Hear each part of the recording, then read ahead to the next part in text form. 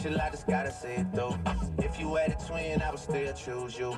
I don't wanna rush into it if it's too soon, but I know you need to get done if you come home. Sorry if I'm way less friendly. I got niggas tryna end me off. Yeah. I spilled all my emotions tonight, I'm sorry. Rolling. How many more shots until you're rolling? We just need a face to face. You can pick the time and the place. You spent some time away. Now you need to forward and give me. All right. Starting out the day feeling good. Want everybody to give themselves a round of applause. Today's Just Not Any Day. Guess what? It's Good Friday. And guess what? I'm feeling good. You feeling good. Everybody in the 805 and everywhere else in the world is feeling good, right? One topic I want to touch on today, and it's really about how each individual feels about the services that they provide, pretty much their job, whatever their job or their profession is. And mine at this particular time that I'm going to speak about is caregiving.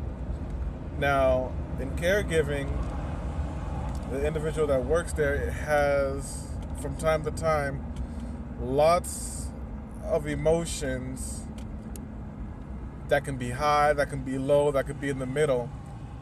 Oftentimes, it's continuously fluctuating because there's a lot that we deal with.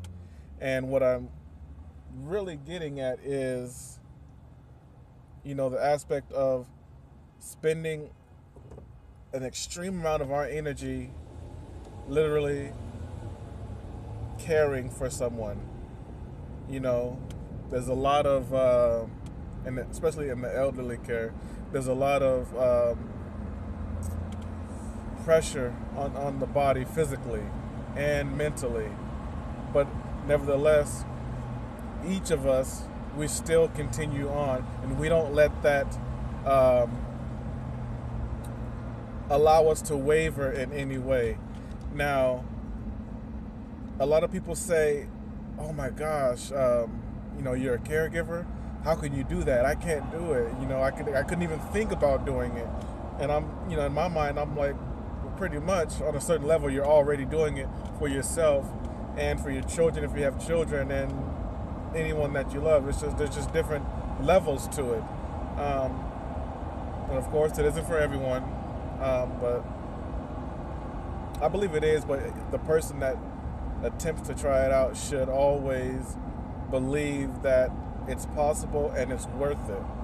A lot of people go into caregiving and get out because they don't feel it's worth it. And most of the time when they don't feel it's worth it, they're pretty much just speaking from a money standpoint as far as how much they earn. But anyone in caregiving will let you know that there are plenty of rewards that come from it in other forms other than money. One of the forms that I've seen a lot is the appreciation that the person has who you're caring for.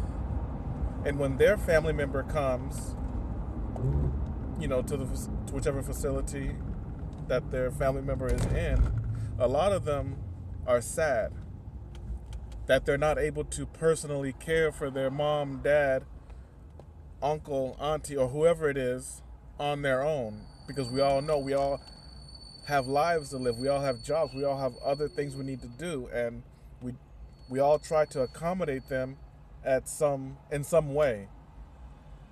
But depending on the person, it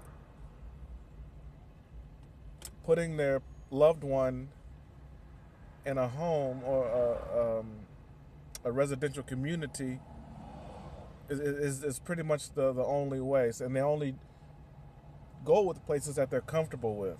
And the reason why they're comfortable with it is because the individuals that are caring fully show that they care and they're there for them. There's some people that go and care, and it's obvious they're only really doing it because they need a paycheck. Yes, we all need paychecks to survive in life, but sometimes it's more than just getting a paycheck. It's saying hello to the family members when they come in.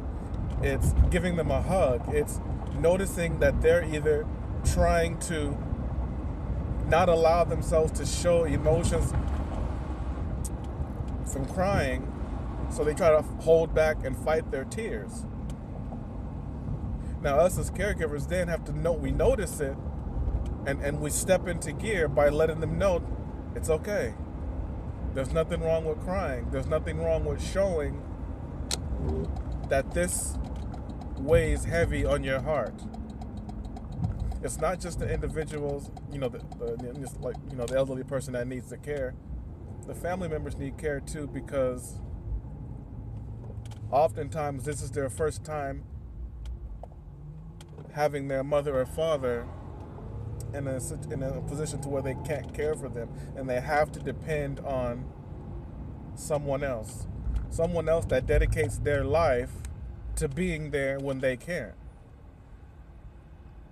That's the reward right there that warms my heart day after day. There's times when I feel overwhelmed. There's times when I feel like can I go on? Sometimes what's my motivation? And then someone comes to me and tells me, you know what, George, I just want to thank you for doing such a wonderful job day in and day out. Every time I come here, I see you doing your best to make my mother or father comfortable. Even though they may be in a lot of pain health-wise, just seeing you lay a blanket over them helps a lot. And that's why they continue to allow their loved one to stay in the residential area where I'm at. Because at the end of the day, when they're sleeping, they need to know someone who truly cares is caring for the individuals that brought them into this world. A lot of people don't think about it like that. Sometimes they think about it only from the resident's point of view, or the caregiver's point of view. Think about it from a family member's point of view. Then you'll be able to see that any and everything that you have to endure day in and day out is worth it. Trust me. If we all live, if each of us live to live a long and vivacious life, skip that. But we're gonna need somebody to take care of us. We're gonna need someone to help us stand up. We might need someone to help us eat. We might need someone to help us do the simple things that we cannot do for ourselves anymore. Now, I'm only 35, and I've been in this in the care field probably going on like 12 years now, and I love it. It's a part of me. As a child growing up, I always knew that whatever I was going to be doing in life would I would be physically using my hands and my body to helping someone stand up when they don't have the strength in their leg, helping them brush their teeth because they might not remember how to do it anymore. Now, this is a person that has lived an amazing life, done amazing things, helped hundreds and thousands of people possibly. And now they're at a point where they don't remember where they're at. They might see you, you might leave, walk away, and come back, and they don't remember you. That right there, you know, it touches it touches me sometimes, you know, because that could possibly be me when I get older. And my sons or my children might be in a position to where they're going to be grateful if there's a caregiver in our lives, not just my life, to take care of me if I'm no longer able to do it, in all of our lives, to fill in the gaps. That's what caregivers are, gap fillers. When the resident can't do it themselves, when the family is not able to do it because they either have to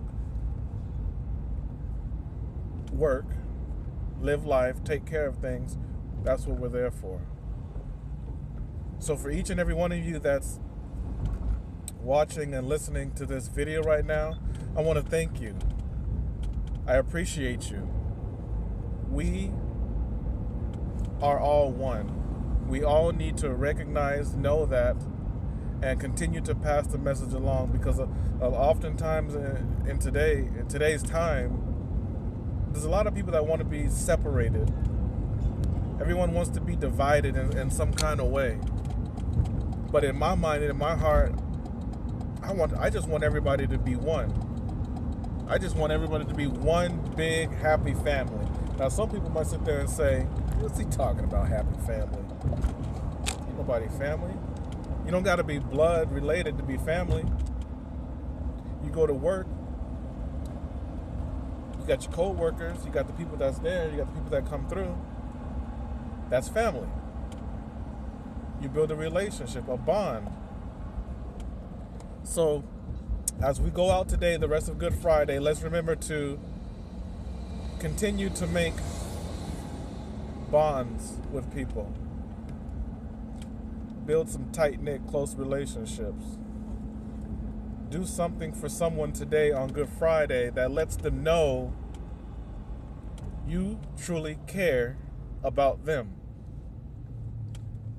So for now, I'll say goodbye. Actually, I won't say goodbye.